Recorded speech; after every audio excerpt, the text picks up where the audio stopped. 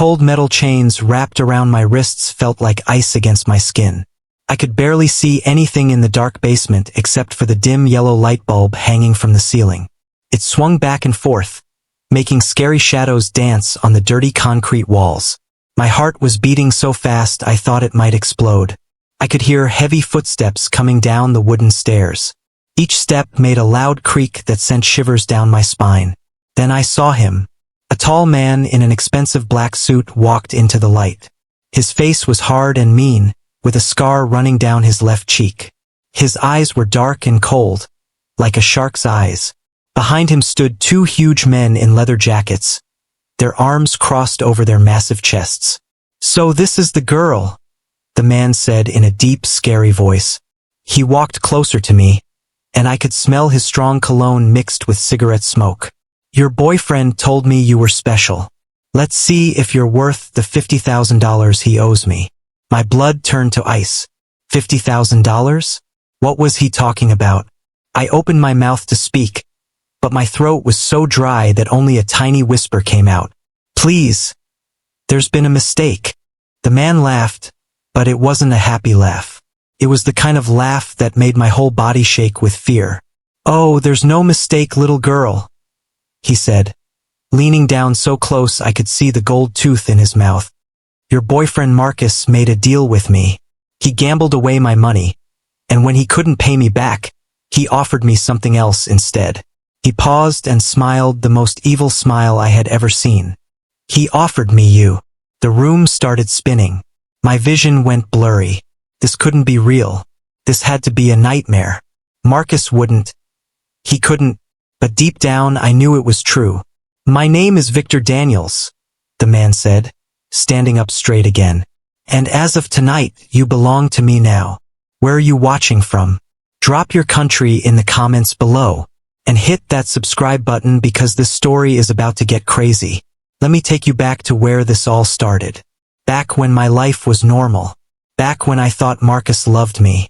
My name is Emma, and I'm 22 years old. I work as a waitress at a small diner called Rosie's on the corner of 5th Street. The pay isn't great, but the tips are okay, and my boss Mrs. Henderson is really nice to me. I live in a tiny apartment with my cat Mr. Whiskers. It's not much, just one bedroom, a small kitchen, and a bathroom, but it's mine and I worked hard to afford it. 3 months ago, my life changed when Marcus walked into the diner. It was a Tuesday afternoon, and the lunch rush had just ended.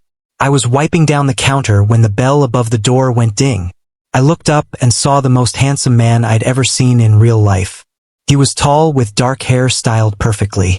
He wore a nice blue shirt and jeans that looked expensive. But what really caught my attention was his smile.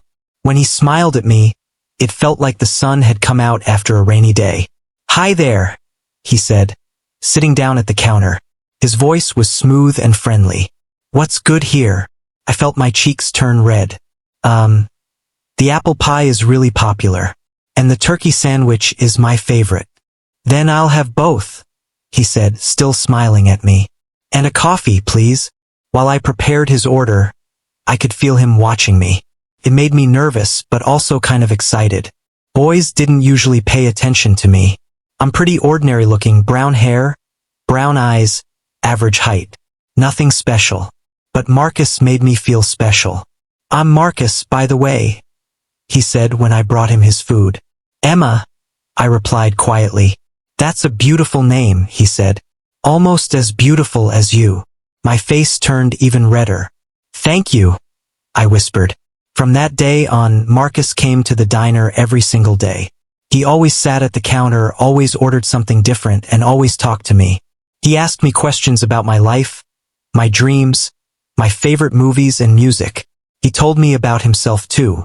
He said he worked in business but never got too specific. He said he had an apartment downtown in the fancy part of the city. He talked about traveling to different countries and eating at expensive restaurants. His life sounded so exciting compared to mine. After 2 weeks of daily visits, Marcus asked me out on a date. "There's a new Italian restaurant that opened uptown," he said. "Would you like to have dinner with me on Saturday?" Couldn't believe it. This amazing, handsome, successful man wanted to take me on a date? Yes. I said, maybe a little too loudly. I mean, yes, I'd love to. Marcus laughed. Great. I'll pick you up at 7. That Saturday was like something from a fairy tale. Marcus arrived at my apartment in a shiny black car. He was wearing a suit that probably cost more than my entire month's rent. He brought me flowers. Beautiful red roses that smelled amazing. You look stunning, he said when I answered the door in my best dress. It was actually my only nice dress. But he didn't need to know that. The restaurant was the fanciest place I'd ever been. There were white tablecloths, candles on every table, and waiters in bow ties. The menu didn't even have prices on it. Marcus ordered for both of us in Italian, which impressed me so much. We talked for hours. Marcus told me funny stories about his childhood. He asked about my family. I told him my parents died in a car accident when I was 18, and I didn't have any siblings. He made me laugh until my stomach hurt. When he drove me home that night, he walked me to my door like a perfect gentleman. I had a wonderful time tonight, Emma, he said softly. Me too, I replied, my heart beating fast. Then he leaned in and kissed me. It was my first real kiss, and it was perfect. From that night on, Marcus and I were together. We were a couple. We were in love, or at least I thought we were. The next few weeks were the happiest of my life. Marcus took me to movies, to concerts, to parks for picnics. He bought me gifts, a new phone because mine was old and broken, a necklace with a little heart pendant, perfume that smelled like flowers. You deserve nice things, he always said. I felt like Cinderella, like I'd finally found my prince. But then things started to change. It was small at first. Marcus would cancel plans at the last minute. He'd say something came up with work, or he'd show up late to our dates looking stressed and tired. Everything okay? I'd ask. Yeah, just work stuff, he'd say with a forced smile. Nothing for you to worry about. But I did worry. I could see something was wrong. One night, about 6 weeks into our relationship, Marcus showed up at my apartment at midnight. I was already in my pajamas, getting ready for bed, when I heard frantic knocking on my door. Marcus, I said, opening the door. What's wrong? He looked terrible. His hair was messy, his shirt was wrinkled, and his eyes were red like he'd been crying. Can I come in? He asked quietly. Of course. He came inside and collapsed on my couch, putting his head in his hands. Marcus, you're scaring me, I said, sitting next to him. What happened? I messed up, Emma, he said, his voice shaking. I messed up really bad. What do you mean? He looked at me with tears in his eyes. I have a gambling problem. I've had it for years, but I thought I had it under control. I thought I could stop whenever I wanted. My stomach dropped. Gambling? Yeah, he said, looking away. Poker, mostly. Underground games with high stakes. I won a lot at first. Made thousands of dollars. But then I started losing. And I kept thinking the next game would be the one where I'd win it all back. But I just kept losing more and more. How much? I asked, afraid of the answer. Marcus was quiet for a long moment. $50,000. I gasped. 50,000? I borrowed money from some very dangerous people, Emma. People who don't forgive debts. And now they want their money back. But I don't have it. I've been dodging their calls for weeks. But they're getting impatient. They're threatening me. My mind was racing. $50,000 was more money than I'd ever even imagined having. How could anyone gamble away that much money? What are you going to do? I asked. Marcus grabbed my hands. I'll figure it out. Promise. I needed to tell someone. I needed to tell you. You're the only good thing in my life right now, Emma. The only thing keeping me going. My heart broke for him. Despite everything, I loved him. And when you love someone, you want to help them, right? We'll figure it out together, I said, squeezing his hands. He smiled through his tears. Thank you. I don't deserve you. For the next few weeks, Marcus seemed better. He said he'd talked to the people he owed money to and worked out a payment plan. He said everything was going to be okay. I believed him. I was so stupid. One night, Marcus asked me to come to his apartment. He said he wanted to cook dinner for me, which was sweet because he'd never cooked for me before. "What time should I come over?" I asked. "Around 8, he said. "And Emma?" "Wear something nice." I thought it was going to be a romantic evening. Maybe he was going to tell me he loved me. We'd been together for almost 3 months, and he'd never said those words yet. I spent an hour getting ready. I wore my nice dress again, put on makeup, and even bought a bottle of wine to bring with me. When I arrived at Marcus's apartment building downtown, I was surprised.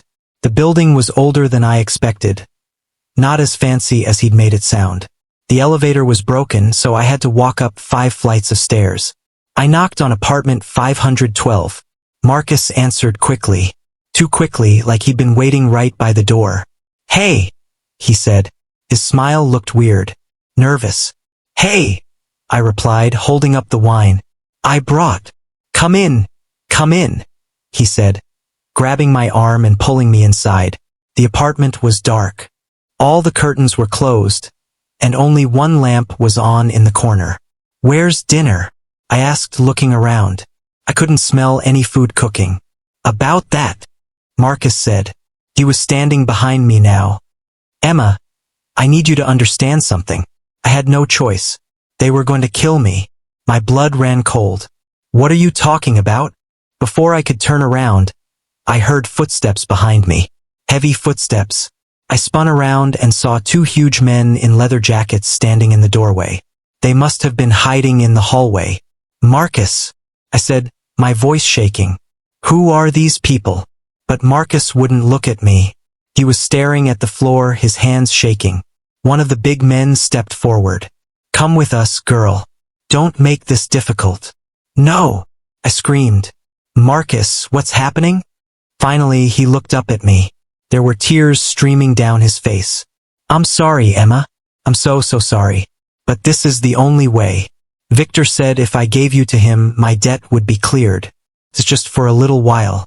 Just until I can get the money together. Then I'll buy you back, I promise." The room started spinning.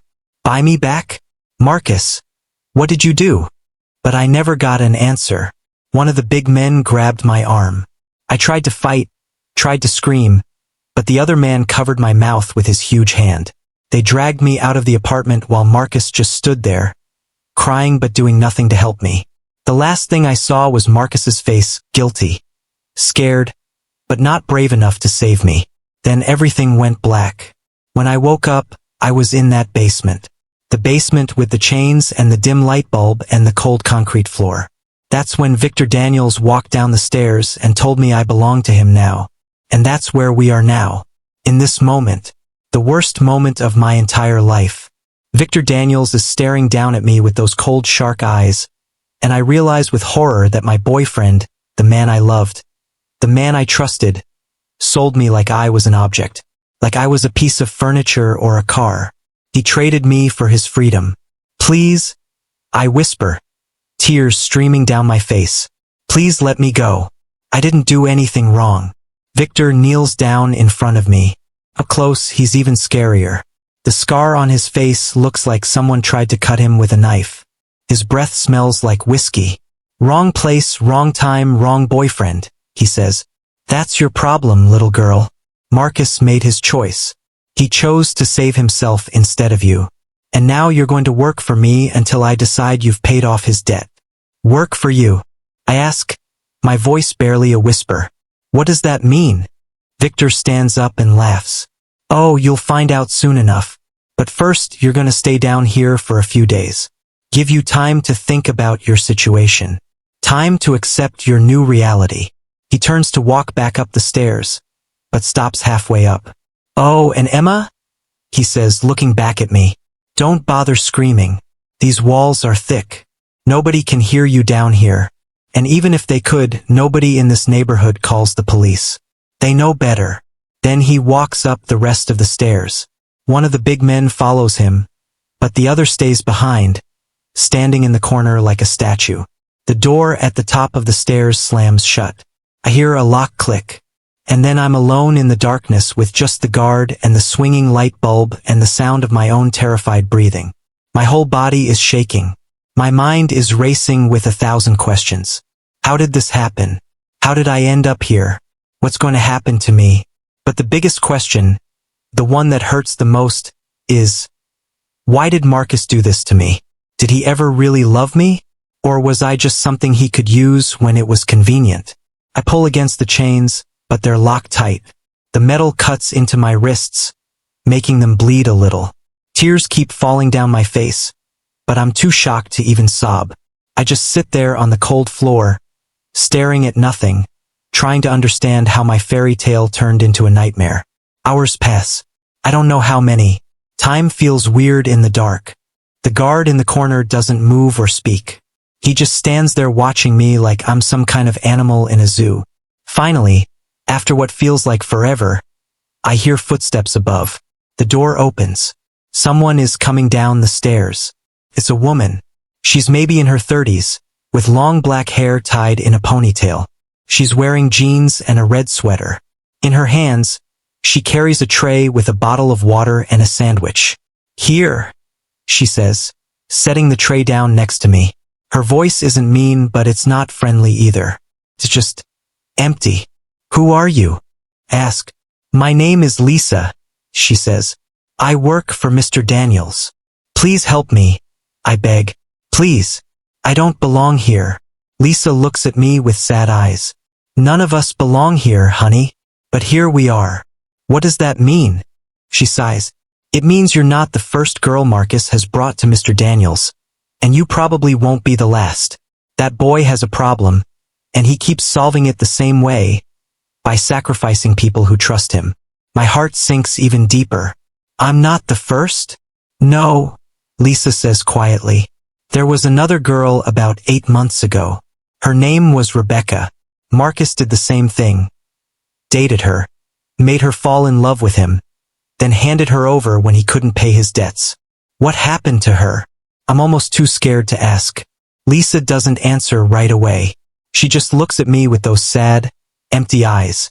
"She learned to survive," Lisa finally says. "Just like you will." Then she turns and walks back up the stairs, leaving me with more questions than answers. I look at the sandwich and water. My stomach is growling.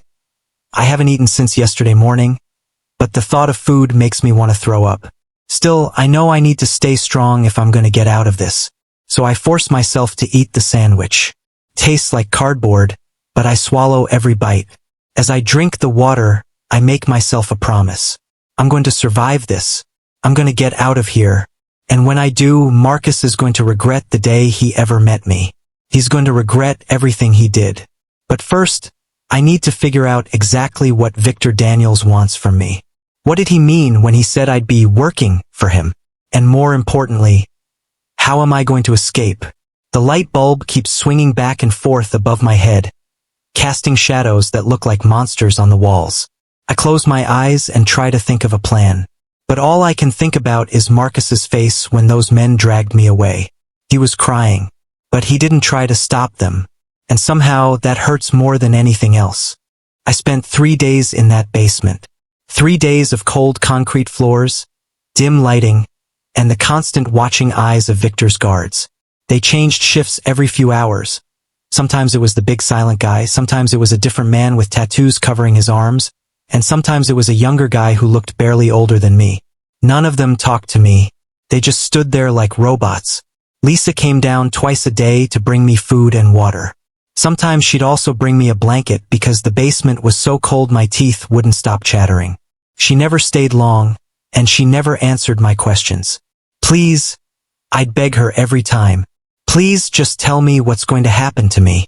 But she'd just shake her head sadly and leave. On the third night, everything changed. I was lying on the floor, wrapped in the thin blanket Lisa had brought, trying to sleep despite the cold and fear, when I heard the door at the top of the stairs open. Heavy footsteps came down. Multiple people. I sat up quickly, my heart pounding. Victor Daniels appeared in the yellow light, followed by 3 men in suits. These weren't the guards I'd seen before. These men looked important. They wore expensive watches and had slicked back hair. "Stand up," Victor commanded. My legs were shaky from sitting for so long, but I forced myself to stand. The chains on my wrists made it difficult, but I managed. Victor walked around me in a slow circle, like he was inspecting me. It made my skin crawl. She's prettier than the last one of the suit men said.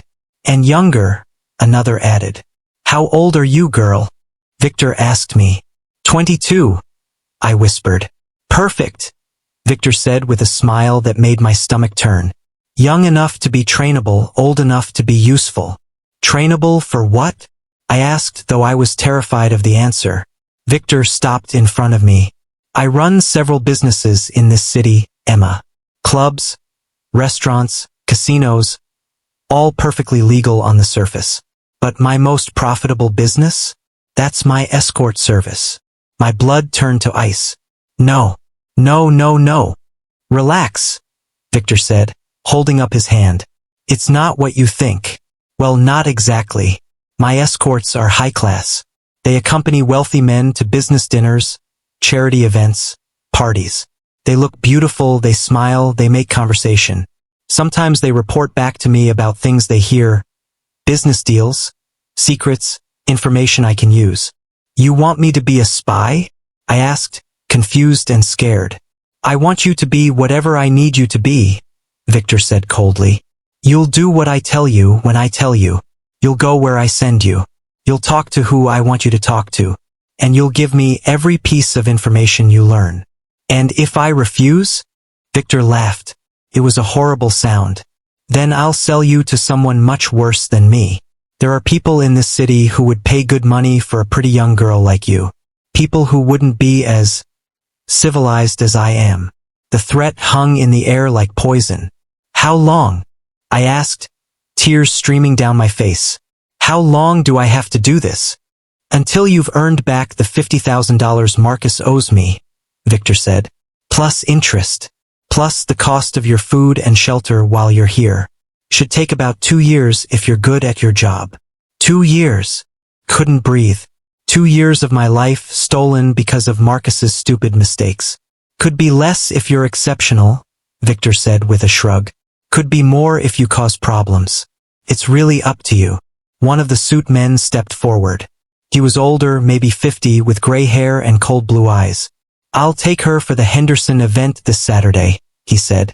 I need a date who can make my business partners jealous. Done, Victor said. Emma, meet Mr. Raymond Castillo. He's one of my best clients. You'll accompany him to a charity gala. You'll wear a beautiful dress, you'll smile, and you'll be the perfect lady. Understand? I wanted to scream. I wanted to fight. I wanted to run. But the chains on my wrists and the 4 dangerous men surrounding me made it clear that I had no choice. I understand, I whispered, even though everything inside me was screaming. The next morning, Lisa came to get me.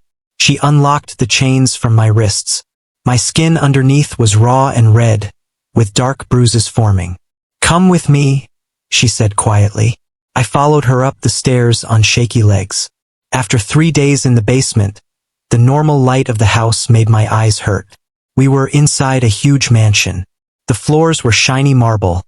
The walls were decorated with expensive paintings, and everything looked like it cost more money than I'd ever seen in my life. Lisa led me down a long hallway and into a bedroom. It was bigger than my entire apartment.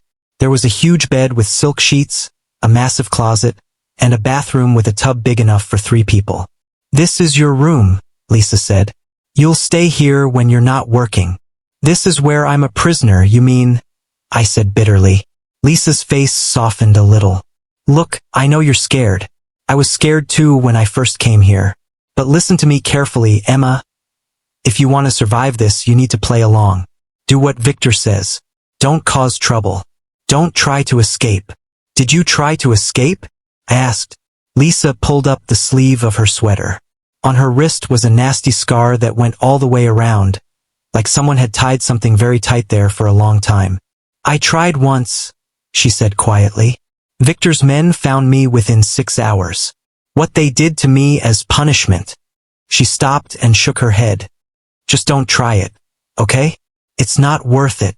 My stomach twisted with fear and anger. How long have you been here? 4 years, Lisa said. 4 years. How was that possible? But Victor said 2 years. Victor says a lot of things, Lisa interrupted. The debt never seems to get smaller, Emma. There's always more interest, more fees, more costs. He tells you one thing to keep you hopeful, but the reality is different.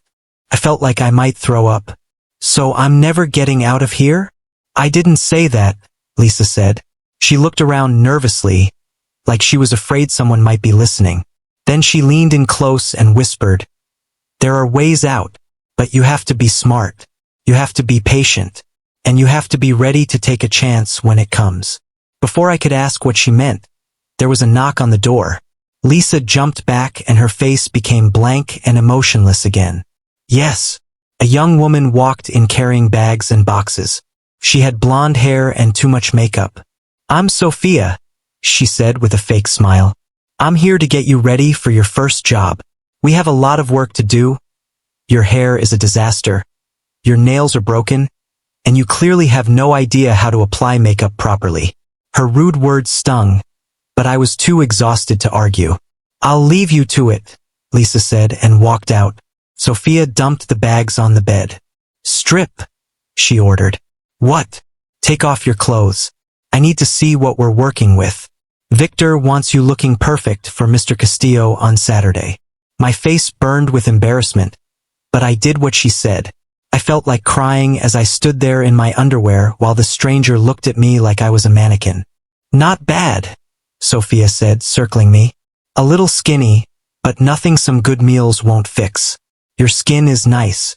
Hair needs professional treatment. We'll start with a shower. Then I'll do your hair and makeup so you can practice." The next 3 days were like boot camp. Sophia taught me everything. How to walk in high heels without wobbling. How to sit gracefully.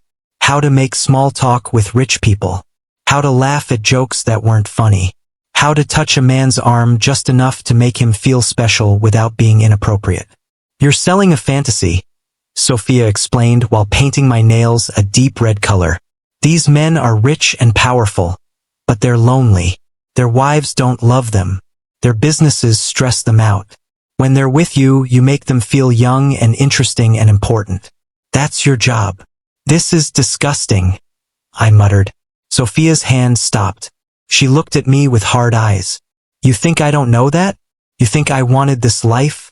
But this is the reality, Emma. So you can either hate every second and make yourself miserable, or you can learn to play the game and maybe find a way out eventually." "Did you find a way out?" I asked. "Not yet," she admitted. "But I'm working on it." There was something in her voice that made me curious, but before I could ask more, Victor walked into the room. Both Sophia and I immediately tensed up. "How's our new girl coming along?" Victor asked, looking at me. "She's learning fast," Sophia said. "She'll be ready for Saturday." Victor walked over and lifted my chin with his finger, forcing me to look at him. "Remember, Emma, one wrong move. One attempt to ask for help or tell someone what's really happening, and there will be consequences. Not just for you, but for that sweet little landlady who rents you your apartment." "What was her name?" "Mrs. Patterson." My blood went cold. "You leave her alone. Then you do your job," Victor said with a cruel smile. "Mr. Castillo is paying me $5,000 for your company on Saturday night. Don't disappoint me." He left and I felt sick. They knew where I lived. They knew about Mrs. Patterson, the sweet old lady who'd been so kind to me. If I tried to escape or ask for help, they'd hurt her. I was truly trapped. Saturday came too fast. Sophia spent hours getting me ready. She did my hair in elegant curls, applied makeup that made me look older and more sophisticated, and dressed me in a long black gown that probably cost more than a year of my rent. When I looked in the mirror, I barely recognized myself. I looked beautiful, but I also looked like someone else. Like I'd lost a piece of who I really was. "Perfect," Sophia said, stepping back to admire her work. "Mr. Castillo is going to be very pleased." A black car arrived at exactly 7 o'clock. One of Victor's guards, the big tattooed one, walked me outside and opened the car door. Mr. Raymond Castillo sat in the back seat, wearing an expensive tuxedo. He was even older than I remembered. His face was lined with wrinkles, and his gray hair was thin on top. "Good evening, Emma," he said with a smile that didn't reach his eyes. You look lovely. I wanted to run. Every part of me screamed to run. But I thought about Mrs. Patterson. I thought about what Victor might do to her if I disobeyed. So I got in the car. Thank you, Mr. Castillo, I said, forcing myself to smile. The guard closed the door, and the car drove away from the mansion. We drove for about 20 minutes. Mr. Castillo didn't talk much. He just looked at his phone and occasionally glanced at me like he was checking to make sure I was still there. Finally, we arrived at a huge hotel downtown. There were photographers outside, red carpets, and people in fancy clothes everywhere. This is a charity event for children's hospitals, Mr. Castillo explained as the car stopped. Many important people will be here. You will stay by my side, smile, and let me introduce you as my girlfriend. If anyone asks, we met at an art gallery 3 months ago. Understand? Yes, I said quietly. The driver opened our door. Mr. Castillo got out first, then offered me his hand. I took it, and together we walked toward the entrance. Cameras flashed. People stared. I felt like everyone could see right through me. Like they all knew I was being forced to be here. But they didn't. To them, I was just another pretty young woman with an older rich man. They probably saw it all the time. Inside, the ballroom was massive and beautiful. Crystal chandeliers hung from the ceiling. An orchestra played classical music in the corner. Waiters walked around with trays of champagne and fancy food. Raymond! A loud voice called out. A heavy-set man in a tuxedo walked over with a big smile. Good to see you. And who is this beautiful young lady? This is Emma, Mr. Castillo said, putting his arm around my waist. I tried not to flinch. Emma, this is Harold Brennan. He owns half the real estate in the city. Pleasure to meet you, I said, shaking Mr. Brennan's hand and smiling like Sophia had taught me. The pleasure is all mine, Mr. Brennan said, holding my hand a little too long. Raymond, you always did have excellent taste. For the next 2 hours, it was more of the same. Mr. Castillo introduced me to dozens of rich, powerful men. I smiled until my face hurt. I laughed at their boring jokes. I touched Mr. Castillo's arm and looked at him adoringly like we were really a couple, all while dying inside. At one point, I excused myself to go to the bathroom. I needed a break from the fake smiling and the uncomfortable touches and the feeling that I was betraying myself with every second. In the fancy bathroom, I locked myself in a stall and tried to breathe. Tried not to cry and ruin the makeup Sophia had spent so long applying. I heard the bathroom door open. 2 women walked in, talking loudly. Did you see Raymond Castillo's new girlfriend? One said. She's so young. What is she, 25? If that, the other replied. I give it 6 months before he trades her in for an even younger model. That's what men like him do. At least she's getting expensive dinners and jewelry out of it, the first woman said with a laugh. Better than working a real job, right? They both laughed and left. I stood there in the stall, shaking with anger and shame. They thought I wanted this. They thought I was some gold digger using an old man for his money.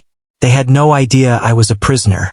When I came out of the bathroom, Mr. Castillo was waiting in the hallway. There you are, he said. I was worried you'd run off. Where would I run to? I said without thinking. His eyes narrowed. Careful, dear. Victor said you were smart. Don't prove him wrong. It was a threat hidden behind polite words. We went back to the party. More introductions. More fake smiling. More pretending. Finally, around midnight, the event started to end. Mr. Castillo led me back to the car. You did well tonight, he said as we drove back toward the mansion. Better than I expected for your first time. Victor will be pleased.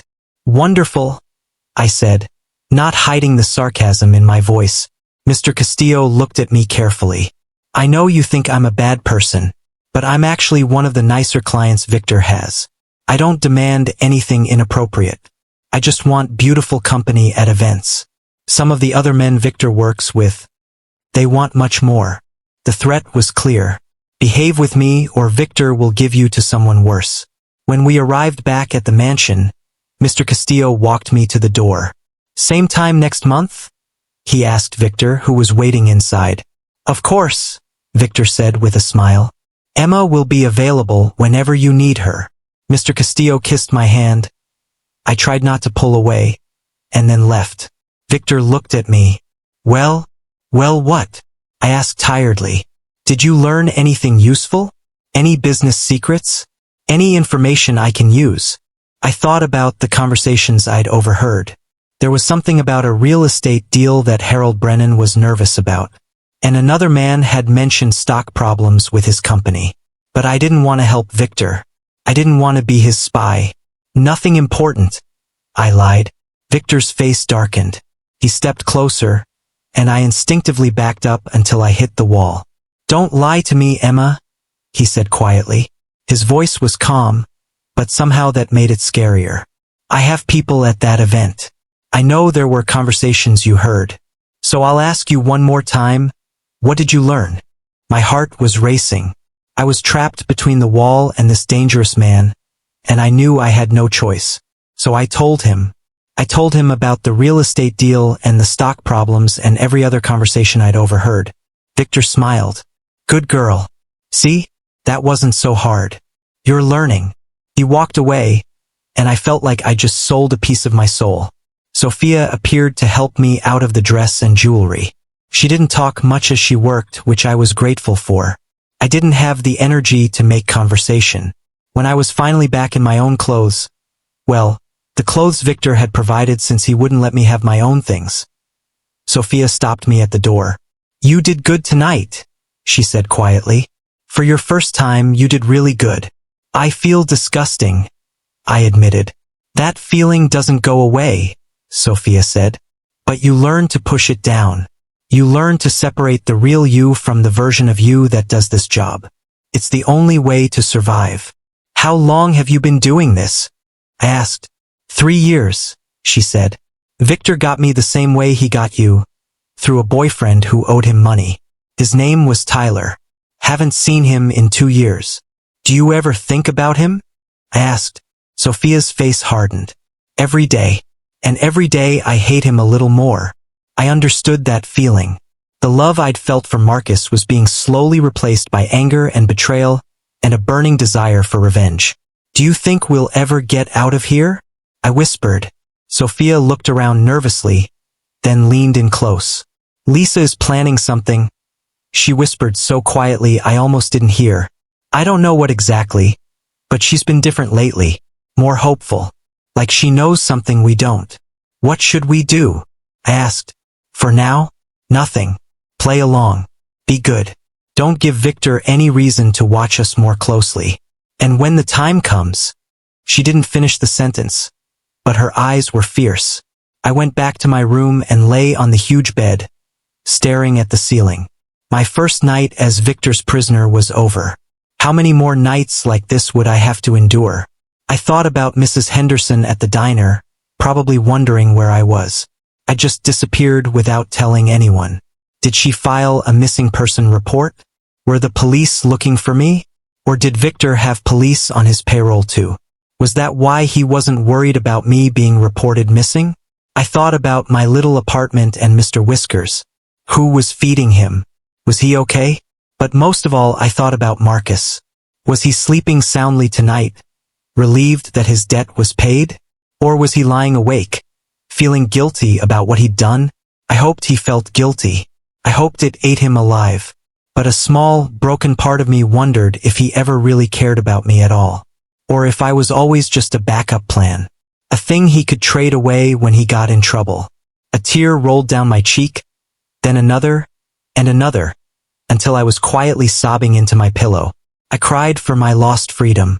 I cried for my destroyed trust. I cried for the life I used to have. But eventually the tears stopped. And when they did, something inside me changed. I wasn't just going to survive this. I was going to find a way out. And when I did, Marcus was going to pay for what he did to me. Victor was going to pay too. They all were. I just had to be smart, patient. Like Lisa said, I had to wait for my chance. The next morning, I woke up to someone knocking on my door. Come in, I called out, sitting up. Lisa entered, carrying a breakfast tray. But her face looked strange. excited and nervous at the same time. Victor wants to see you, she said. Right now.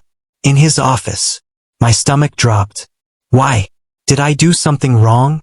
I don't know, Lisa said, but there was something in her eyes. A hint of a smile. But Emma, I think you should know something. There's someone else here who wants to see you too. Who? Lisa's smile got bigger. Marcus is here. He came to the mansion about an hour ago. And from what I heard, she leaned in close and whispered, he wants to buy you back. My heart stopped. Marcus was here? He'd come back for me? I didn't know whether to feel hopeful or furious. Victor is negotiating with him now, Lisa continued. I don't know what will happen, but maybe this nightmare is about to end for you. She left, and I sat there in shock. Marcus had come back. After selling me to a crime lord, after letting me be taken away, after a week of me being Victor's prisoner, he'd finally come back. Part of me wanted to run to him, to forgive him, to believe that he really did love me and had just made a terrible mistake. But another part of me, a newer, harder part, wanted to see him suffer the way I'd suffered. I got dressed quickly and went downstairs to Victor's office. The door was slightly open, and I could hear voices inside. I have the money, Marcus was saying. His voice sounded desperate. All of it. $50,000. Please, just give her back to me. The original debt was $50,000. Victor's voice replied calmly. But that was a week ago. Now there's interest, and fees for her room and board, and the cost of her training, and the $5,000 Mr. Castillo already paid for her services. How much? Marcus asked. I could hear him starting to panic. How much total? $80,000, Victor said. There was silence. I don't have 80,000, Marcus finally said. I only have 50. I sold everything I own. My car, my furniture, my watch. I borrowed money from everyone I know. This is all I have. Then I guess you don't have enough, Victor said coldly. Please. Marcus's voice cracked. Please, I'll get the rest. Just give me time. You had time, Victor interrupted. You had years to not gamble away my money.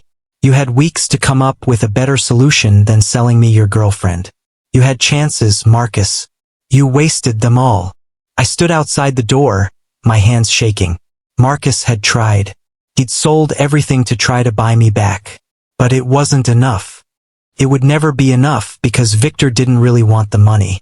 He wanted me, or rather, he wanted what I could earn for him. I pushed the door open and walked inside. Both men turned to look at me. Marcus's face went white. Emma. He looked terrible. His eyes were red and swollen like he'd been crying for days. His hair was messy. His clothes were wrinkled. He looked like he hadn't slept since the night he'd betrayed me. Emma, I'm so sorry, he said, standing up from his chair. He tried to walk toward me, but one of Victor's guards stepped in his way. I've been trying to get the money. I sold everything. I'm going to get you out of here, I promise. I looked at him, the man I'd loved, the man I'd trusted, the man who'd sold me to save himself. And I felt nothing. The love was gone. The trust was destroyed. All that was left was anger and pain. You promise, I said quietly. Like you promised you'd take care of your gambling problem? Like you promised everything would be okay. Emma, please. Did you ever really love me, Marcus? I asked. Or was I always just a backup plan? A thing you could sell when you ran out of options? No. I do love you. I love you so much. That's why I'm here. You're here because you feel guilty, I said, my voice getting louder. You're here because you can't live with what you did. But where were you when they dragged me away? Where were you when I spent 3 days chained in a basement? Where were you when I had to pretend to be that man's girlfriend and smile while dying inside? Tears were streaming down Marcus's face. I'm sorry. I'm so sorry. I was scared. I was stupid. But I'm trying to fix it now. With $50,000, I said bitterly. When Victor wants 80, you can't even save me right. Marcus looked at Victor desperately. Please just take the $50,000 and let her go. I'll owe you the rest. I'll work for you. I'll do anything. Victor laughed. You'll work for me? Doing what? You're a gambler and a coward. What use would I have for you? He stood up from behind his desk and walked over to me. He put his hand on my shoulder, and I forced myself not to flinch. Emma is much more valuable to me than you could ever be, Victor said to Marcus. She's beautiful. She's smart. She learns fast. In just 1 week, she's already earned me $5,000. And that's just the beginning. Why would I trade that for your empty promises? Because she's a person, Marcus shouted. Not property. You can't just keep her. I can do whatever I want, Victor said calmly. And what I want is for you to leave my house before I have my men throw you out. You came here with $50,000? Fine. That pays off your original debt. We're even now. But Emma? She has her own debt to work off. That's not fair, Marcus yelled. I brought her here. The debt is mine, not hers. Life isn't fair, Victor said with a shrug. Haven't you learned that yet? He nodded to his guards, and they grabbed Marcus by the arms. No, wait, Emma, please, tell him you want to come with me. Tell him. Get him out of here, Victor ordered. The guards dragged Marcus toward the door. He was fighting and struggling and calling my name. Emma, Emma, I'm sorry. I'll come back. I'll get the money. I promise. And then he was gone. I stood there in Victor's office, shaking, as the sound of Marcus's voice faded away. Well, Victor said, sitting back down at his desk.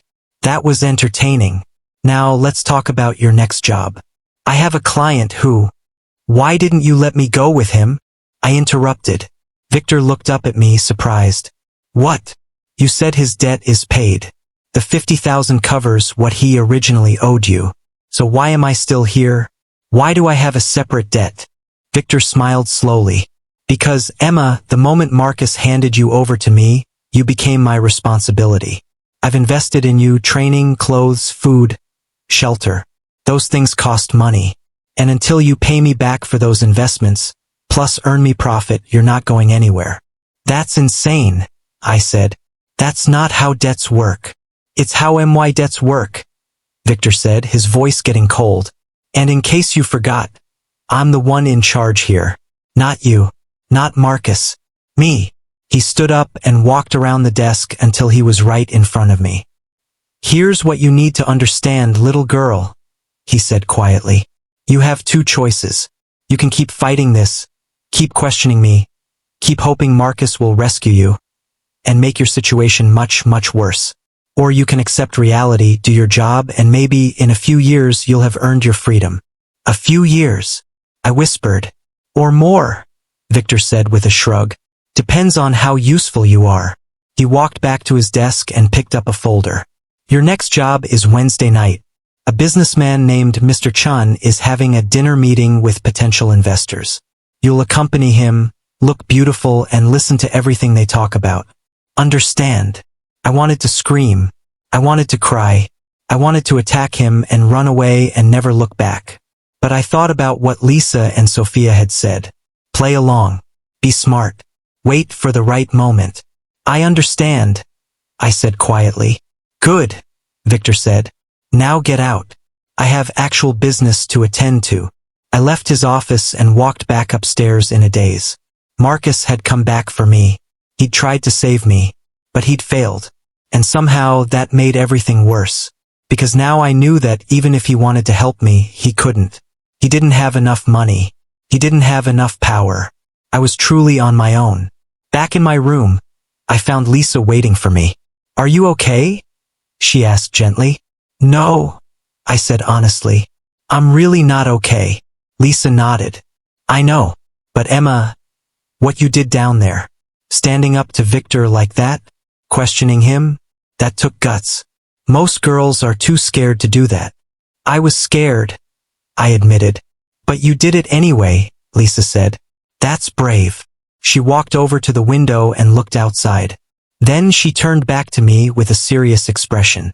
I wasn't supposed to tell you this yet, she said quietly. But after what just happened, I think you need some hope. So I'm going to trust you with something. Can I trust you, Emma? My heart started beating faster. Yes, yes, you can trust me. Lisa came closer and lowered her voice to barely a whisper. There's a detective. His name is James Morrison. He's been investigating Victor for months, trying to build a case against him. I've been secretly feeding him information, names of clients, dates of events, evidence of illegal activities. My eyes went wide. How? I have more freedom than you do, Lisa explained. I've been here longer, so Victor trusts me more. He lets me go out sometimes, run errands. I've been using those opportunities to meet with Detective Morrison. Does Sophia know? I asked. Lisa nodded. She's helping too. We both are. But we need more evidence. More proof. That's where you come in. What do you mean? When you go on these jobs with Victor's clients, Lisa said, you see things. You hear things. You meet people. You could help us gather the information Detective Morrison needs to finally arrest Victor and shut down his whole operation. I felt a spark of hope for the first time in days. You mean, we could actually escape? All of us? Not just escape, Lisa said with a fierce smile. We could take Victor down, send him to prison, make sure he can never do this to anyone else ever again. I'll do it, I said immediately. Whatever you need, I'll help. It's dangerous, Lisa warned. If Victor finds out, he'll... She didn't finish the sentence, but I could imagine. I don't care, I said. He took my freedom. He's using me. He's threatened people I care about. I want to help stop him. Lisa smiled and squeezed my hand. Then we're in this together. But Emma, you have to be careful. You have to act normal. Do your jobs perfectly. Don't give Victor any reason to suspect you. Can you do that? I can do that, I said, feeling more determined than I'd felt since this nightmare began. Good, Lisa said, because Wednesday night when you're with Mr. Chun, that's your first chance. He's involved in some of Victor's illegal money operations. Anything you can learn about that will help Detective Morrison's case. She handed me a tiny device that looked like a button. What is this? I asked. A recording device, Lisa whispered. Sew it into your dress on Wednesday. It'll record everything. When you get back, give it to me, and I'll get the recording to the detective. I held the tiny button in my hand. It was so small, but it felt heavy with possibility. This was it. This was how I was going to fight back. Thank you, I said to Lisa. Thank you for trusting me. Don't thank me yet, Lisa said. This is just the beginning. And Emma, one more thing. What? Marcus showing up today changes things, Lisa said thoughtfully. Victor will be watching you more closely now, wondering if you'll try to contact Marcus or use him to escape, so you need to be extra careful. I won't contact Marcus, I said firmly. He made his choice when he sold me. I'm done with him. But even as I said it, I wondered if it was true, because part of me, that stupid, broken part that still remembered what it felt like to love him, wondered if maybe, just maybe, Marcus could still help somehow. No, I shook my head. I couldn't think like that. Marcus had proven he couldn't save me. I had to save myself. Wednesday came faster than I expected. The days between Marcus's failed rescue attempt and my mission with Mr. Chun felt like a strange dream. I went through the motions, eating the meals Lisa brought, practicing my skills with Sophia, pretending everything was normal. But inside I was planning, thinking, getting ready. Lisa had given me the tiny recording device disguised as a button. I kept it hidden in my pillowcase, taking it out only when I was alone to look at it and remind myself that I had a purpose now. I wasn't just a victim anymore. I was going to be the one who brought Victor down. On Wednesday morning, Sophia came to my room with several dresses for me to try on. Mr. Chun likes red, she said, holding up a beautiful dark red dress that sparkled in the light. This one should be perfect. It's beautiful, I said honestly. Sophia looked at me carefully. You seem different today. More focused. My heart skipped a beat. Could she tell I was planning something? I'm just trying to do a good job, I said quickly. Like you said, play the game, right? Sophia studied my face for another moment, then nodded slowly. Right? Just be careful tonight, Emma. Mr. Chun is different from Mr. Castillo. He's colder, more dangerous. Don't do anything that might upset him. I won't, I promised. After Sophia left, I carefully removed the button from one of the regular buttons on the dress and sewed the recording device in its place. My hands shook a little as I worked, but I managed to do it. The fake button looked identical to the real ones. No one would ever notice. Hours passed as I got ready. Hair, makeup, jewelry. The red dress fit perfectly, hugging my body in ways that made me uncomfortable, but also made me look older and more sophisticated. When I looked in the mirror, I barely recognized myself again. But this time, instead of feeling like I'd lost myself, I felt like I was wearing armor, a disguise that would help me get what I needed. At exactly 7 o'clock, Victor's guard came to get me. Car's here, he grunted. I followed him downstairs and outside. A sleek silver car was waiting, and inside sat Mr. Chun. He was younger than Mr. Castillo, maybe 40 years old with sharp features and cold, calculating eyes.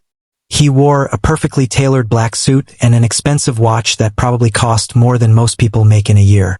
Good evening, Emma, he said as I got into the car. His voice was smooth but emotionless, like he was reading from a script. Good evening, Mr. Chen, I replied, giving him the smile Sophia had taught me. The car drove through the city toward the fancy restaurant district. Mr. Chun didn't make small talk like Mr. Castillo had. He just looked at his phone, occasionally typing messages. Finally, we arrived at an exclusive restaurant called the Golden Phoenix. It looked incredibly expensive, the kind of place where you probably needed a reservation months in advance. Inside, we were led to a private room in the back. There were already 3 men sitting at a large round table, all wearing expensive suits.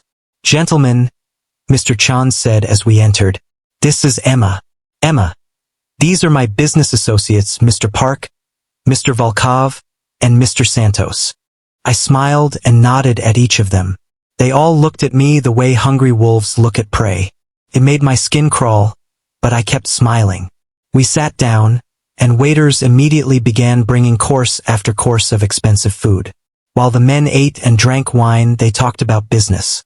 At first, the conversation was boring: stocks, investments, normal business stuff. I pretended to be interested while eating tiny bites of food, playing the role of the beautiful silent date. But then Mr. Volkov, a large man with a thick Russian accent, leaned forward and lowered his voice. So, Chun, have you moved the shipment yet? My ears perked up, but I kept my face neutral, like I wasn't really paying attention. Mr. Chun glanced at me, then back at Mr. Volkov. We can discuss this later. She's fine, Mr. Volkov said, waving his hand dismissively. Victor's girls know to keep their mouths shut. Right, sweetheart. He looked at me and I quickly nodded with a big smile. I don't understand business stuff anyway, I said in a ditzy voice that made me want to throw up. It's all so boring. The men laughed, and Mr. Chun visibly relaxed. The shipment moves Friday night, Mr. Chan said quietly, through the usual channels. Port 7, container 443B. My people will handle customs. And the payment? Mr. Santos asked. He was a thin man with slicked back hair and cold eyes. Half now, half on delivery, Mr. Chun replied. 2 million total. 2 million? My heart was racing, but I kept playing with my necklace and looking around the room like I was bored and not listening. What about the other matter? Mr. Park asked. He was the youngest of the 3, maybe in his 30s. The girls from Eastern Europe? I felt sick. Were they talking about trafficking? More girls like me? Arriving next month, Mr. Chun said. Victor has already prepared the locations. 15 girls total. They'll be distributed among the usual establishments. I wanted to scream. I wanted to jump up and tell these horrible men exactly what I thought of them. But I just smiled and sipped my water, pretending I didn't understand what they were saying. The recording device hidden in my dress was capturing everything. The conversation continued for another hour. The men talked about money laundering through Chen's restaurants, about bribing police officers and city officials, about drug shipments and illegal weapons deals. Every word was being recorded. Every confession. Every crime. Finally, around 11 o'clock, the dinner ended. The men said their goodbyes, and Mr. Chun led me back to the car. "You were very good tonight," he said as we drove back toward the mansion. "Very quiet. Very discreet." "Thank you," I said softly. "Victor said you were new but learning fast," Mr. Chun continued. "I think I'll request you again for my next business dinner." The thought made me want to throw up, but I just smiled. I'd be honored. When we arrived back at the mansion, Mr. Chun walked me to the door where Victor was waiting. "She was perfect," Mr. Chun told Victor. "Exactly what I needed." "Excellent," Victor said with a smile. "Same arrangement next time?" "Absolutely," Mr. Chun said. He nodded at me once, then got back in his car and drove away. Victor looked at me. "Well, what did you learn?" This was the test. I had to give him something real, but not everything.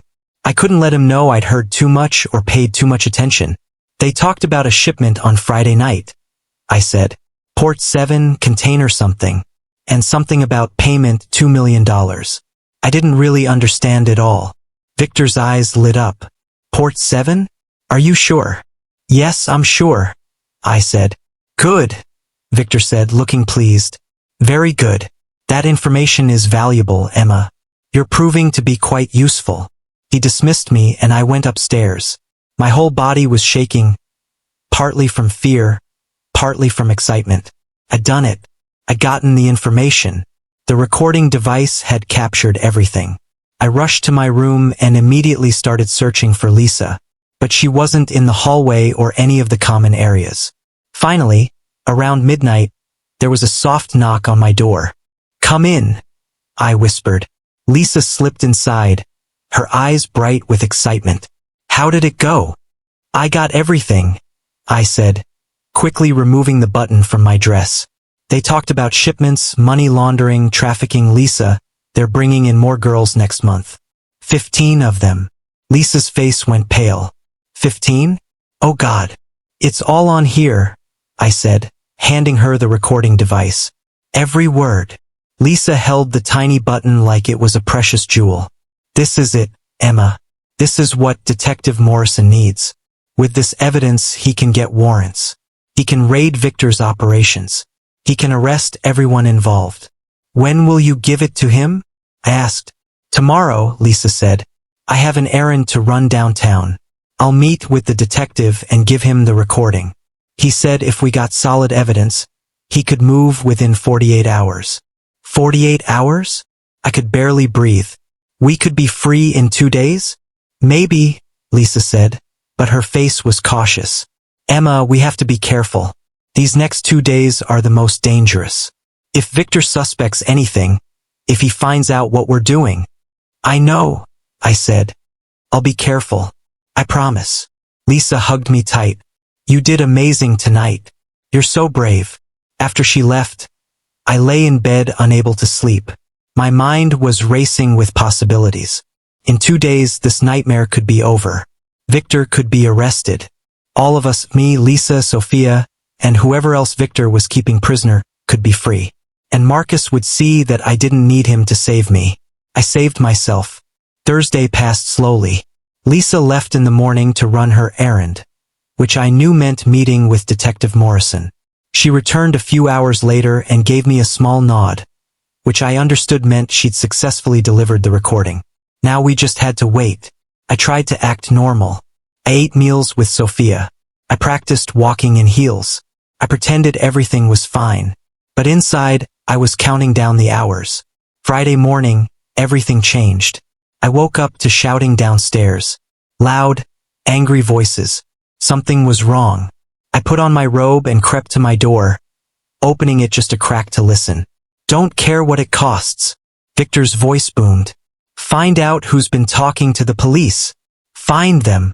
My blood turned to ice. He knew. Somehow, Victor knew someone was working with the police. I heard footsteps running up the stairs. Guards were going door to door, searching rooms. I quickly closed my door and locked it, my heart pounding so hard I thought it might explode out of my chest. There was pounding on my door. Open up. I had no choice. I opened the door. Two of Victor's guards stormed in and started tearing apart my room. They pulled clothes out of the closet, emptied drawers, threw things everywhere. What's going on? I asked, trying to sound confused and scared. Which wasn't hard because I was scared. Someone's been spying for the cops, one guard growled. Victor's checking everyone. They searched every inch of my room but found nothing. Finally, they left to search the next room. I sat on my bed, shaking. What had happened? How did Victor find out? About an hour later, there was a softer knock on my door. I opened it to find Sophia standing there, tears streaming down her face. They took Lisa, she whispered. Victor's men found a burner phone hidden in her room. They know she's been talking to someone. No, I breathed. No, no, no. They have her in the basement, Sophia continued, crying. I heard Victor tell his men to make her talk. Emma, we have to help her. How? I asked desperately. We're locked in here. We're prisoners too. I don't know, Sophia sobbed. But if Lisa tells them about us, we're next. We have to do something. For the next several hours, the mansion was filled with horrible sounds. Shouting, crashes, and worst of all, screaming. Lisa's screaming. I sat in my room with my hands over my ears, crying and praying that Detective Morrison would come soon, that the police would raid the mansion and save Lisa before Victor killed her. But as the hours passed, nothing happened. Finally, around dinner time, my door opened. Victor stood there, his face cold and angry. Behind him were 3 guards. Come with me, Victor ordered. Why? I asked, my voice shaking. Now, he growled. The guards grabbed my arms and dragged me out of the room and down the stairs. They took me to the basement. The same basement where I'd spent 3 days in chains when I first arrived. Lisa was there, chained to the wall. Her face was bruised and bloody. One of her eyes was swollen shut. Her clothes were torn. Lisa! I screamed, trying to run to her, but the guards held me back. This is what happens to traitors, Victor said coldly. Lisa thought she could betray me, thought she could work with the police behind my back. She was wrong. I didn't tell them anything important, Lisa said weakly, blood dripping from her mouth. Please, Victor, I was just... Silence, Victor roared. He turned to me. Did you know about this, Emma? Were you part of Lisa's little plan? My mind raced. If I said yes, I'd end up like Lisa. But if I said no, I was abandoning her. Before I could answer, there was a loud boom from upstairs. Then shouting. Then gunshots. Everyone froze. What the hell? Victor started to say. Another boom. The basement door at the top of the stairs exploded inward, and suddenly the stairway was filled with people in dark uniforms with police, written in big white letters. FBI. Everyone on the ground. It was happening. Detective Morrison had come. The raid was happening. Everything became chaos. Victor's guards tried to fight, but they were outnumbered. The police officers stormed down the stairs, their guns drawn, shouting commands. Get down. Hands behind your head. Victor tried to run, but 2 officers tackled him to the ground. They pulled his arms behind his back and put handcuffs on him. Victor Daniels, you're under arrest for human trafficking, kidnapping, money laundering, and about 50 other charges, one officer said. This is ridiculous, Victor shouted. I want my lawyer. You'll get your phone call, the officer said, after we process you downtown. Other officers were freeing Lisa from her chains. Paramedics rushed down the stairs with a stretcher. We need medical here, one officer called out. An officer came over to me. She was a woman with kind eyes. Are you Emma Parker? I nodded, tears streaming down my face. I'm Detective Sarah Morrison, she said gently. You're safe now. It's over. How did you know to come? I asked through my tears. Your friend Lisa got us a recording device with hours of conversations detailing Victor's entire operation, Detective Morrison explained. When we heard that recording, we knew we had enough to move. We got our warrants approved this morning and assembled our team. We were planning to raid tonight anyway, But when we lost contact with Lisa, we moved up the timeline. Is she going to be okay? I asked, looking at Lisa on the stretcher. She's hurt, but she'll survive, Detective Morrison said. She's a hero. She saved not just you, but dozens of other victims. The evidence she provided is going to put Victor Daniels away for the rest of his life.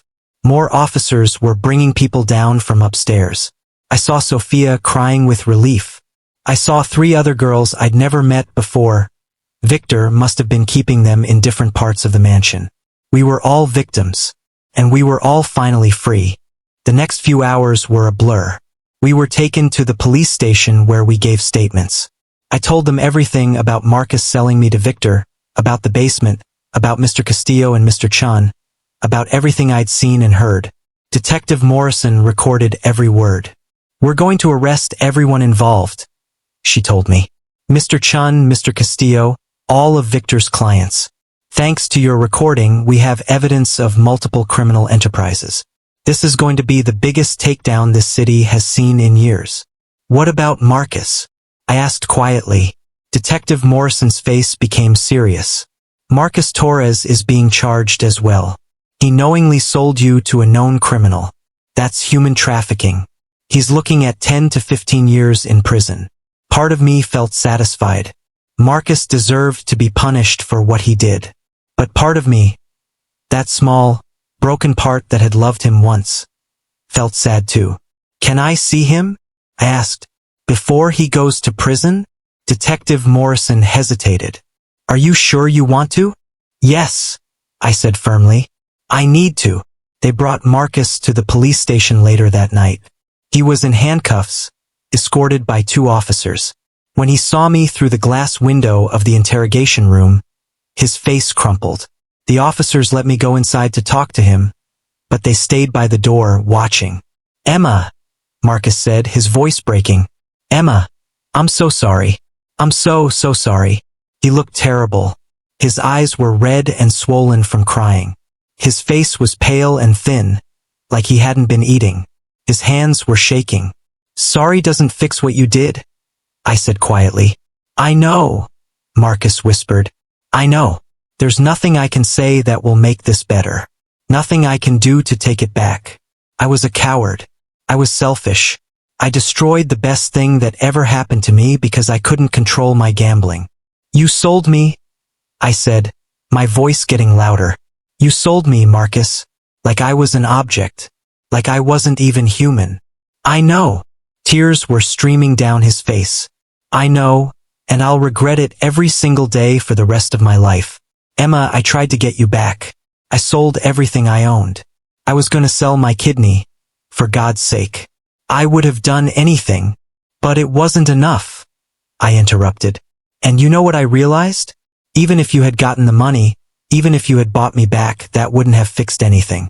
Because you still would have been the person who sold me in the first place. Marcus sobbed, his whole body shaking. I loved you. I still love you. I made a terrible mistake. No, I said firmly. A mistake is forgetting someone's birthday.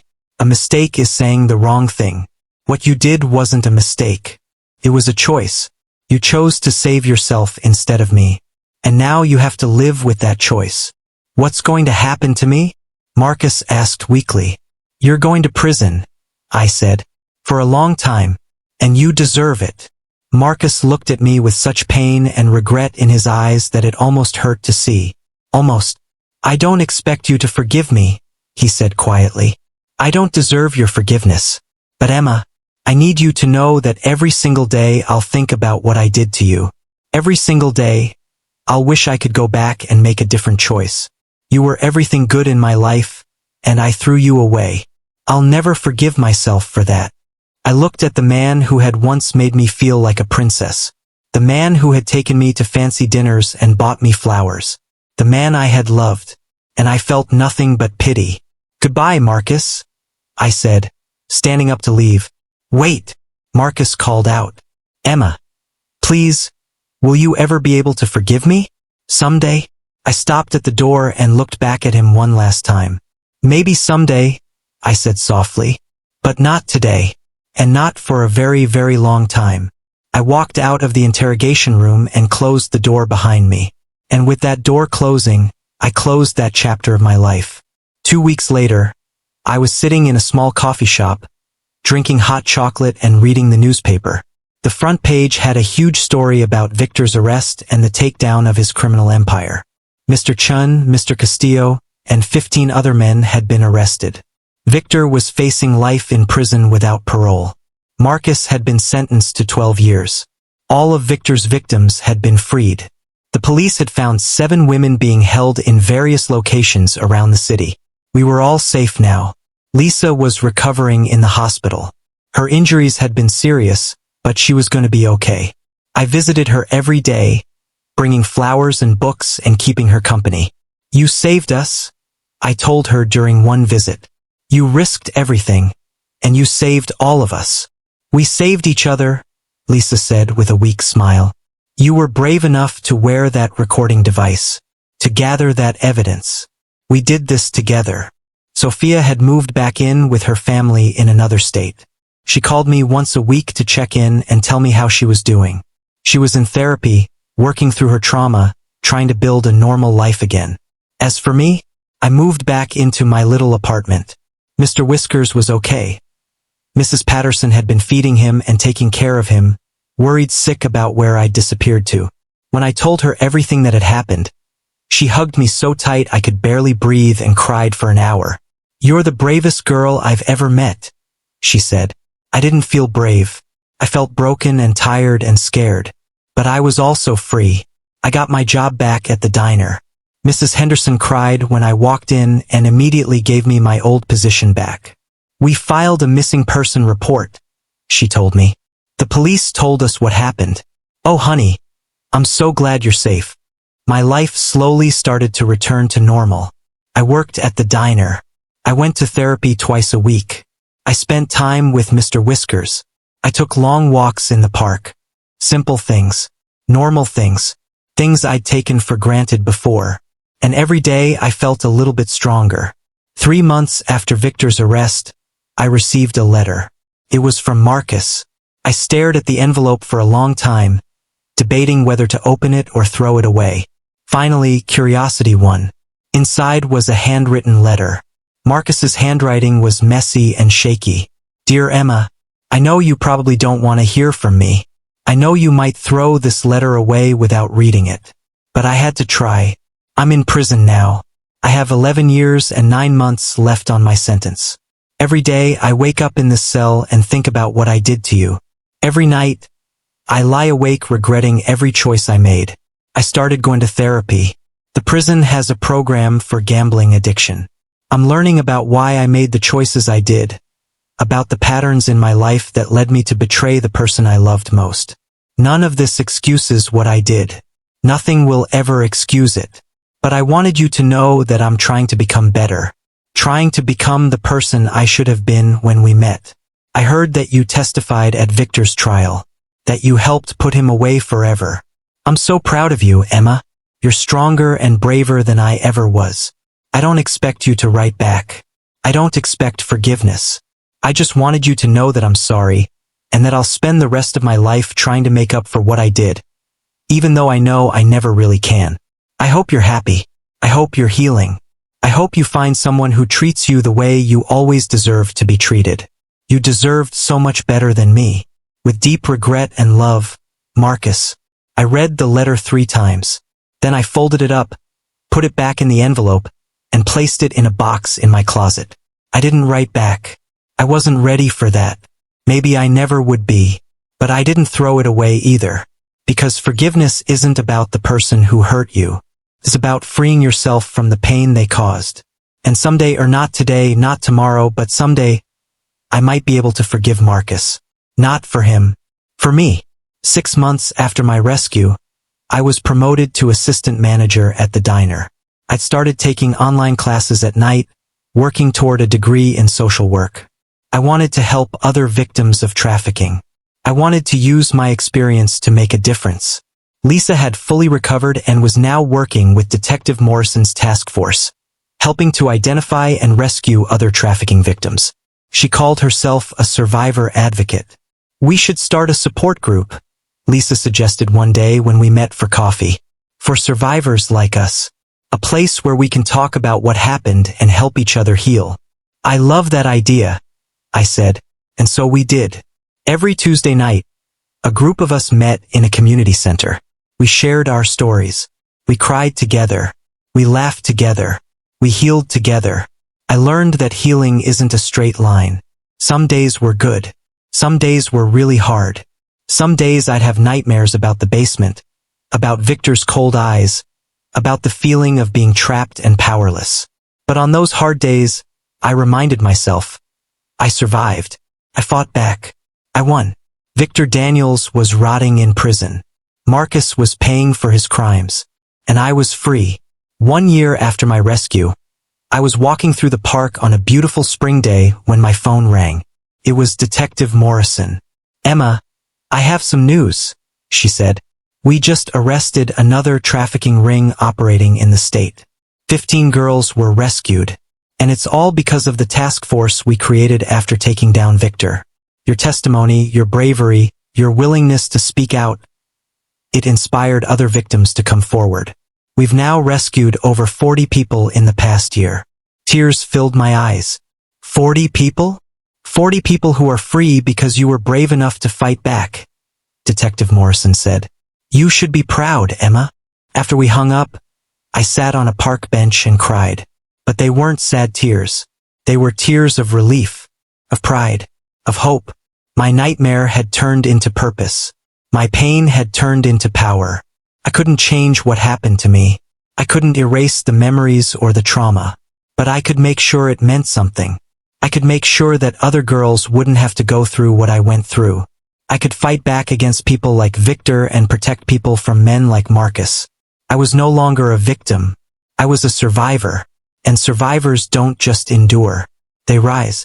They heal. They help others. They change the world.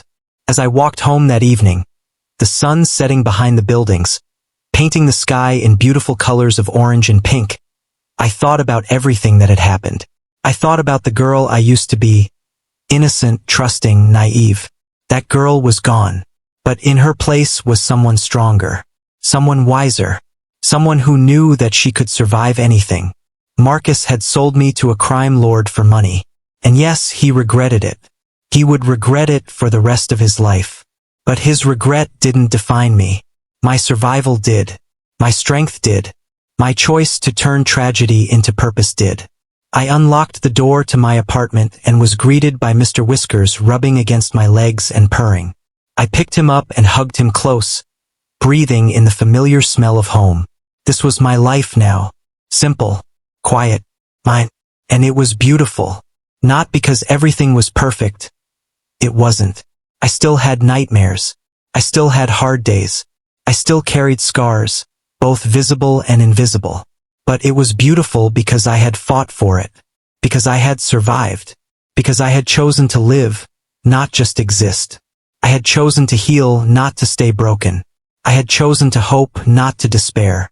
And that choice, that simple, powerful choice, made all the difference. As I sat on my couch with Mr. Whiskers in my lap, I smiled.